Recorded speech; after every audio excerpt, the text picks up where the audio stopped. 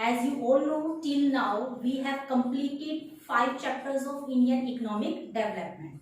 From today, we are going to start our next chapter, and the chapter number 6. And the name of the chapter, that is Economic Reform since 1991 or New Economic Policy. It means 1991 में जो नई policy आई थी, that chapter is related to that policy. इस chapter को mainly 3 parts में divide किया गया है. First, that is meaning of economic reforms. Economic reforms होते क्या हैं. सेकंड, एलिमेंट्स या फिर components of economic reforms. It means जो इकोनॉमिक रिफॉर्म्स हुए उसके कंपोनेंट्स, इट मींस उसके एलिमेंट्स, इट मींस उसको फर्दर कितने पार्ट्स में डिवाइड किया गया. And last topic, that is an appraisal of LPG policy. जैसे कि आप सभी को पता है, LPG means liberalisation, privatisation and globalisation. 1991 में जो पॉलिसी आई थी एलपीजी पॉलिसी को जब हमने ऑप्ट किया, उसके क्या इम्पैक्ट हुए, इट मींस उसको एनालाइज किया गया, उसके क्या पॉजिटिव इफेक्ट हुए और क्या नेगेटिव इफेक्ट हुए. इस चैप्टर में मेनली हम इन 3 टॉपिक्स को कवर करेंगे. चलिए स्टार्ट करते हैं. फर्स्ट ऑफ ऑल इंट्रोडक्शन के साथ. In 1991, the government of India initiated a series of economic reforms. 1991 में इंडियन जो गवर्नमेंट है उसने एक सीरीज इकोनॉमिक रिफॉर्म की एक जो सीरीज है उसको इनिशिएट का मतलब होता है स्टार्ट करना, किसी भी चीज को शुरू करना. To pull the economy out of the crisis of 1990.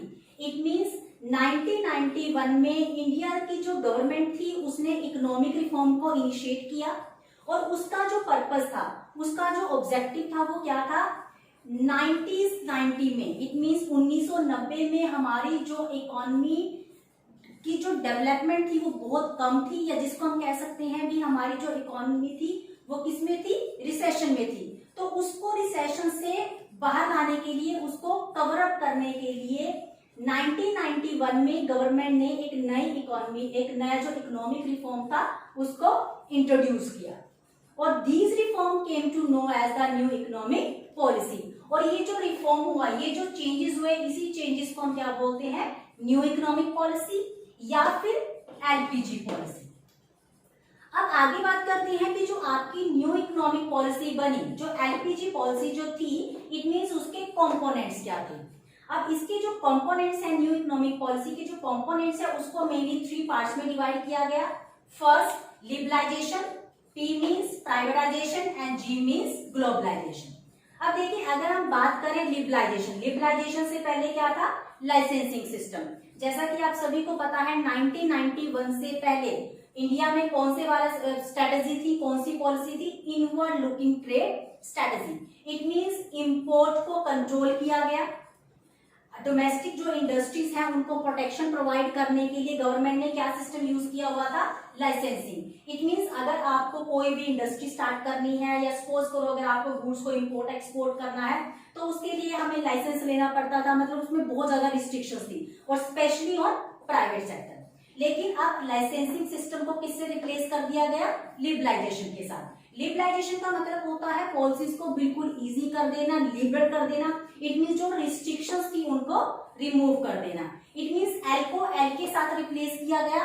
But first जो एल था दैट इज लाइसेंसिंग. हमें लाइसेंस लेना पड़ता था, कुछ रिस्ट्रिक्शंस थी जो कि इम्पोज की गई थी स्पेशली ऑन प्राइवेट सेक्टर.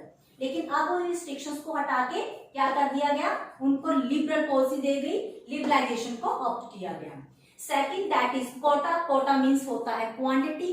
जैसा कि आप सभी जानते हैं, इनवर्ड लुकिंग ट्रेड स्ट्रेटेजी में कोटा को एज अ टूल यूज किया गया था. भी अगर हमें गुड्स को इंपोर्ट करना है तो आप मैक्सिमम कितनी गुड्स को इंपोर्ट कर सकते हो, उसका कोटा पहले से ही फिक्स होता था. इट मींस इससे ज्यादा हम गुड्स को इंपोर्ट कर ही नहीं सकते. तो उस चीज को रिमूव करके उसकी जगह किसको ले आए, प्राइवेटाइजेशन को. अब देखिए, प्राइवेटाइजेशन का मतलब होता क्या है. इट मींस वो अंडरटेकिंग, वो बिजनेस जहां पे पहले पब्लिक सेक्टर की मोनोपोली थी, जहां पे सिर्फ गवर्नमेंट काम कर सकती थी, उन सेक्टर्स का क्या कर दिया गया, प्राइवेटाइजेशन कर दिया गया. इट मींस अब प्राइवेट पर्सन, प्राइवेट सेक्टर भी वहां पे अपनी मनी को लगा सकते थे, वो भी अपना बिजनेस वहां पे शुरू कर सकते थे. इट मींस प्राइवेट सेक्टर को फ्रीडम प्रोवाइड कर दी गई. अब प्राइवेट सेक्टर डिफरेंट इंडस्ट्रीज में मनी इन्वेस्ट कर सकते थे और अपना प्रॉफिट अर्न कर सकते थे. Last that is permit. Permit means permission. हमें गुड्स को इंपोर्ट एक्सपोर्ट करने के लिए परमिशन लेनी पड़ती थी, लेकिन अब जो परमिट है, परमिट को किससे रिप्लेस कर दिया गया? ग्लोबलाइजेशन। जैसा कि नाम से ही क्लियर हो रहा है, ग्लोबलाइजेशन का मतलब क्या होता है? एक कंट्री का दूसरी कंट्री के साथ रिलेशन। इट मीन्स हम इजिली गुड्स को इंपोर्ट एक्सपोर्ट कर पा रहे थे, तो जो रिस्ट्रिक्शंस थी उसको रिमूव कर दिया गया। इट मीन्स LQP की जगह किस पॉलिसी को यूज करना शुरू किया हमने 1991 में? LPG। अब इसके बाद बात करते हैं इकोनॉमिक रिफॉर्म्स। इकोनॉमिक रिफॉर्म्स होते क्या हैं?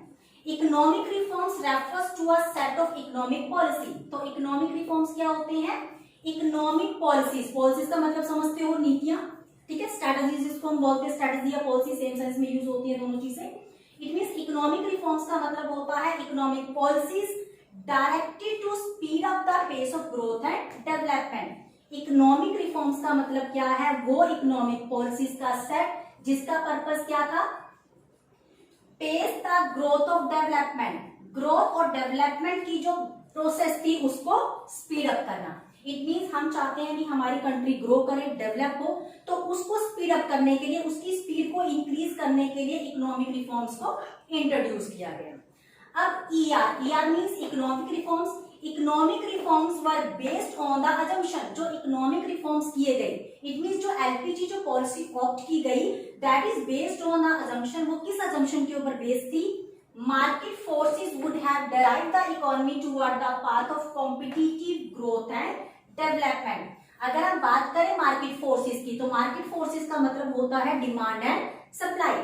इट मींस इकोनॉमिक रिफॉर्म जो है वो किस असम्पशन के ऊपर बेस्ड था कि अगर मार्केट फोर्सेस को फ्री छोड़ दिया जाए, इट मींस गवर्नमेंट का इंटरफेयर ना हो, हम कुछ भी डिमांड करें, प्रोड्यूसर कोई भी गुड्स की सप्लाई करे, मार्केट फोर्सेस जो है वो किसी भी इकोनॉमी को कहां पे लेके आ सकती है? कॉम्पिटिटिव ग्रोथ एंड डेवलपमेंट के पाथ पे। It means with the help of demand and supply forces किसी भी इकोनॉमी को ग्रो और डेवलप किया जा सकता है। So what are the 3 elements of new economic policy? The 3 elements of new economic policy are liberalization, privatization and globalization. Now one by one we will discuss all the 3 in detail. First of all, liberalization की बात करते हैं। Liberalization means freedom of the producing unit from direct or physical control imposed by the government.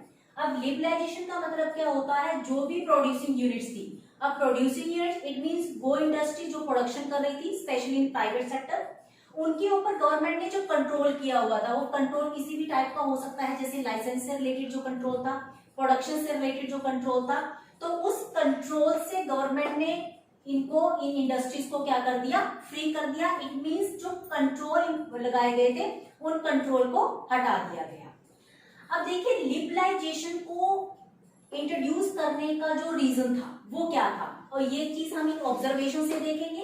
1991 से पहले government ने different type के जो control थे वो प्राइवेट सेक्टर के ऊपर लगाए हुए थे। इट मींस प्राइवेट सेक्टर जो था वो काम तो कर रहा था, लेकिन उसके ऊपर नंबर ऑफ रिस्ट्रिक्शंस थी, लाइक इंडस्ट्रियल लाइसेंसिंग सिस्टम। अब देखिए इंडस्ट्रियल लाइसेंसिंग सिस्टम का मतलब क्या है? भी अगर कोई प्राइवेट सेक्टर, कोई भी प्राइवेट फर्म अगर काम करना चाह रही थी, तो उसके लिए उसको गवर्नमेंट से पहले क्या लेना पड़ता था? लाइसेंस लेना पड़ता था, और उसकी एक बहुत लॉन्ग प्रोसीजर होती थी। It means number of formalities करने के बाद जो प्राइवेट सेक्टर थे वो अपने बिजनेस को सेटअप कर पाते थे। अब सेकंड जो कंट्रोल था that is price control. Price control का मतलब होता है प्राइवेट सेक्टर ने प्रोडक्शन तो कर ली, इट मींस प्रोडक्ट उन्होंने बना लिया, लेकिन उसका प्राइस कैसे डिसाइड हो? इट मींस प्राइस को डिसाइड करने के लिए भी उसको गवर्नमेंट से परमिशन की जरूरत थी। इट मींस जो प्राइवेट सेक्टर था वो अपनी मर्जी से अपने प्रोडक्ट का प्राइस डिसाइड नहीं कर सकता था। इट मींस क्या प्राइस ले, ठीक है, उसके ऊपर भी प्राइवेट सेक्टर का फुली कंट्रोल नहीं था, उसमें भी गवर्नमेंट की इंटरफेयर थी। Financial control on goods, it means same वही है, प्राइस कंट्रोल या financial control on goods. It means जो गुड्स है उसको बनाने की कॉस्ट कितनी आई, उस पे ऊपर मैक्सिमम आप कितना प्रॉफिट अर्न कर सकते हो, ये सारा का सारा गवर्नमेंट के सुपरविजन में होता था। नेक्स्ट है इंपोर्ट लाइसेंस। इंपोर्ट लाइसेंस का मतलब होता है अगर प्राइवेट सेक्टर को गुड्स इंपोर्ट करनी है तो इसके लिए उसको गवर्नमेंट से लाइसेंस लेने की जरूरत थी। Then restriction on investment by the big houses. Big houses जो वर्ड यहाँ पे यूज किया गया है that is only for private sector. It means अगर प्राइवेट सेक्टर की कोई बड़ी फर्म इन्वेस्टमेंट करना चाहती है किसी भी इंडस्ट्री में, तो उसके लिए उसको गवर्नमेंट से पहले परमिशन लेनी पड़ती थी। It means these are the restriction on private sector. Private sector के ऊपर ये बाउंडेशन थी न्यू इकोनॉमिक पॉलिसी से पहले। तो इसका इफेक्ट क्या हुआ? इट मींस क्योंकि प्राइवेट सेक्टर को नंबर ऑफ फॉर्मेलिटीज पूरा करनी पड़ रही थी, ठीक है, उसके ऊपर बहुत सी रिस्ट्रिक्शंस थी, बहुत सी बाउंडेशंस थी, तो इस वजह से उसका इफेक्ट क्या हुआ? बहुत सी कमियां जो है वो सामने आई। It means number of limitations या नंबर ऑफ बैड इंपैक्ट हुए इन रिस्ट्रिक्शंस की वजह से। अब जो इंपैक्ट हुए, first that is rise in corruption. Corruption किस सेक्टर में? पब्लिक सेक्टर में। इट मींस जो गवर्नमेंट सेक्टर था उसमें करप्शन बहुत ज्यादा थी, काम को प्रॉपर वे में ना करना, ठीक है, फाइनेंस की जो करप्शन, सिस्टमैटिक वे में काम ना करना, और अनड्यू डिले। अनड्यू डिले का मतलब होता है जानबूझ के किसी काम को लेट करना। इट मींस काम को टाइमली कंप्लीट ना करना, ये भी पब्लिक सेक्टर की मेन जो ड्रॉबैक थी। Next in efficiency. एफिशिएंसी का मतलब होता है किसी भी काम को स्पेशलाइजेशन वे में करना, किसी भी काम को प्रॉपर वे में करना। लेकिन पब्लिक सेक्टर में इनएफिशिएंसी बहुत ज्यादा थी, इस काम को सिस्टम से नहीं किया जाता था। अगर आज की हम बात करें प्राइवेट सेक्टर और पब्लिक सेक्टर को अगर हम कंपेयर करें किसी भी एरिया में, ठीक है, चाहे स्कूल हो, कॉलेज हो, कोई भी इंडस्ट्री हो, अगर हम दोनों की वर्किंग देखें तो प्राइवेट सेक्टर की जो वर्किंग है that is better as compare to public sector. It mean जो प्राइवेट सेक्टर है वो ज्यादा एफिशिएंटली काम कर रहे हैं as compare to public sector. It means इन रिस्ट्रिक्शंस की वजह से ये जो कमियां हैं वो सामने आई, और उसका जो इफेक्ट हुआ वो क्या हुआ? जो जीडीपी की जो रेट थी वो क्या हो गई? कम हो गई। इट मींस जीडीपी इंक्रीज तो हुई, GDP means growth domestic production increase हुआ, बट उसकी जो ग्रोथ रेट थी वो क्या थी? बहुत ज्यादा कम थी। High cost economic system. एक हाई कॉस्ट इकोनॉमिक सिस्टम का मतलब होता है हमने गुड्स की प्रोडक्शन की लेकिन उसकी जो कॉस्ट थी वो हाई थी, rather than the low cost competitive economic system. It means अगर कंपटीशन होता, अगर प्राइवेट सेक्टर को फुल्ली फ्रीडम दी जाती तो गुड्स की प्रोडक्शन होती, लेकिन वहां पे क्या होता? फिर कंपटीशन, और जहां पे जितना ज्यादा कंपटीशन होगा, जिस मार्केट में कंपटीशन की रेट ज्यादा होगी वहां पे प्रोडक्शन होगी लो कॉस्ट पे। इट मींस हम लो कॉस्ट पे गुड्स को बना पाएंगे, लेकिन क्योंकि प्राइवेट सेक्टर का रोल नहीं था, प्राइवेट सेक्टर को फ्रीडम नहीं थी, तो जो प्रोडक्शन हुई, लेकिन जो प्रोडक्शन है वो कैसे हुई? हाई कॉस्ट इकोनॉमिक सिस्टम से। Now this is all about that topic. I think that is clear to you everyone. In our next video we discuss about economic reforms under liberalisation. It mean जो liberalisation है, liberalisation में क्या क्या reforms हुए, उसमें किन किन components को इंक्लूड किया गया। Thank you everyone.